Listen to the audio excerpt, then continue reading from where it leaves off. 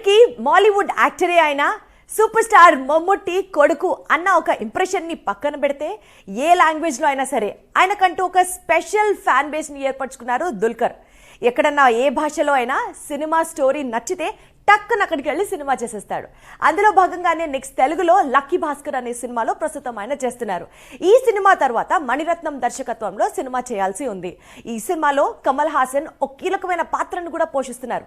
అయినప్పటికీ కూడా ఈ సినిమాకి నో అని చెప్పారట దుల్కర్. ఇప్పుడు ఈ న్యూస్ టోటల్ గా మాలీవుడ్ ని షేక్ చేస్తోంది. మణిరత్నం దర్శకత్వంలో సినిమాలో ఛాన్స్ అంటే ఎవరైనా వదులుకుంటారా?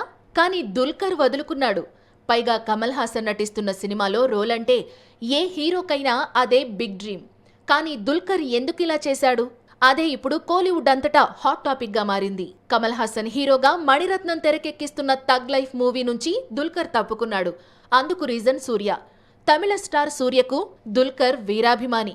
కంగువ తరువాత తాను నటించబోయే చిత్రంలో దుల్కర్ కు కూడా ఒక రోల్ ఇచ్చాడు సూర్య. త్వరలో ఈ సినిమా షూటింగ్ స్టార్ట్ కానుంది. సో సూర్య కోసం కమల్ హాసన్ తో మల్టీ స్టారర్ కు నో చెప్పాడు దుల్కర్. ప్రస్తుతం తెలుగులో లక్కీ భాస్కర్ అనే చిత్రంలో నటిస్తున్నాడు. ఈ సినిమా తరువాత సూర్యతో మల్టీ స్టారర్ అలాగే కాంతా అనే హై బడ్జెట్ ఫిలిమ్స్ లైన్ లో ఉన్నాయి. ఇవి కాకుండా అడవి శేష్ తో కలిసి ఒక మల్టీ స్టారర్ మూవీ చెయ్యాలనుకుంటున్నాడట. ఇవన్నీ కంప్లీట్ అయిన తరువాత సొంత ఇండస్ట్రీలో బిగ్ బడ్జెట్ మూవీ చెయ్యాలనుకుంటున్నాడు దుల్కర్.